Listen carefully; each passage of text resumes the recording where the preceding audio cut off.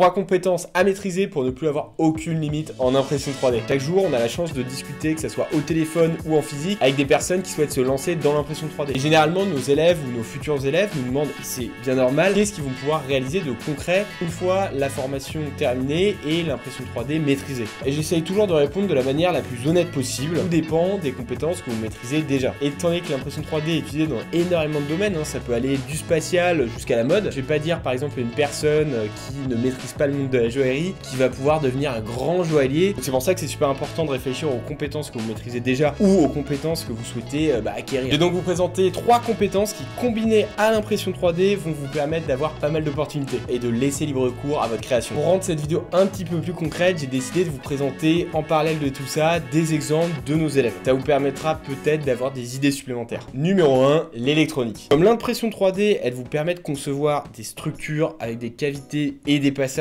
pour l'installation de composants électroniques. La combinaison de ces 2 compétences, elle est quand même très pratique et vous allez pouvoir assez facilement produire des appareils électroniques. Vous pouvez par exemple concevoir et imprimer un boîtier sur mesure avec à l'intérieur des emplacements spécifiques pour des circuits imprimés, des batteries, des boutons, etc. Donc ça vous permet de réaliser pas mal de projets qui peuvent être assez ambitieux. Nous, on a des tas d'élèves qui ont utilisé l'électronique pour implémenter des capteurs plus ou moins spécifiques d'ailleurs dans leur impression 3D. Avec le développement de l'impression 3D, il y a certains nouveaux matériaux qui sont imprimables par certaines machines et qui peuvent imprimer directement des matériaux conducteurs. Et donc ça, c'est assez intéressant, notamment pour tout ce qui est circuit imprimé. D'ailleurs, on réfléchit actuellement à lancer une série de vidéos où on pourrait mettre en place des projets Arduino combinés à l'impression 3D. Mais je vous en dis pas plus. Généralement, le projet qui est le plus demandé par les personnes qui maîtrisent déjà l'électronique, c'est la fameuse machine qui vous permet de recycler vos bouteilles en plastique en filaments PET. Bon, même si cette machine, elle peut être quand même un peu complexe pour des débutants, avec des bonnes bases en électronique, franchement, ça se fait d'autant plus qu'il y a plein de tutos sur internet. Et le but est vraiment sympa parce que ça permet d'avoir une démarche un peu plus éco-responsable et surtout économique en recyclant plein de bouteilles en faisant du filament. Numéro 2, la mécanique. La combinaison de la mécanique et de l'impression 3D est sûrement une des combinaisons les plus intéressantes. Si vous maîtrisez ces 2 atouts, vous allez pouvoir vous lancer très rapidement dans tout ce qui est prototypage rapide. Que ça soit pour tester vos idées perso rapidement ou alors pour créer un véritable business et proposer des services d'impression pour les entreprises. Parce que l'intérêt d'utiliser l'impression 3D dans ce cadre-là, c'est que vous n'avez pas tout ce qui est coûts associés à la fabrication traditionnelle et délai pour faire du prototypage. Et ensuite, autre champ qui est énorme, c'est tout ce qui est personnalisation d'objets. Là, vous allez pouvoir concevoir et créer des pièces mécaniques de manière sur mesure et tout ça assez facilement. Ce qui est cool, c'est que l'impression 3D vous permet de créer des formes complexes qui ne seraient pas forcément possibles avec d'autres techniques. Si on compare rapidement l'impression 3D avec des méthodes soustractives comme le fraisage ou le tournage, là, ça a quand même l'intérêt que ça consomme très peu de matière. Si ce n'est évidemment les supports que vous devez jeter une fois votre impression terminée. Pour présenter le cas de Stéphane, par exemple, qui a bossé avec nous, lui, c'est vraiment la parfaite illustration de ce que je raconte. De base, le gars, c'était un mécanicien et un réparateur de voitures. Il a mis en place l'impression 3D dans son atelier et il imprime toutes les pièces qui sont trop chères à acheter sur les sites de revente, voire par moments introuvables. Et franchement, le résultat, il est bluffant et son business fonctionne très bien. Numéro 3, la programmation. L'alliance de la programmation et l'impression 3D offre probablement les perspectives les plus intéressantes. Parce que là, ces 2 compétences-là, elles vont vous permettre de réaliser des systèmes automatisés, interactifs et personnalisés. Vous pouvez par exemple utiliser des outils de modélisation algorithmique tels que OpenSCAD ou Grasshopper pour générer des modèles 3D en utilisant du code. Pour rendre mon explication un peu plus claire, imaginez par exemple la création d'un programme qui génère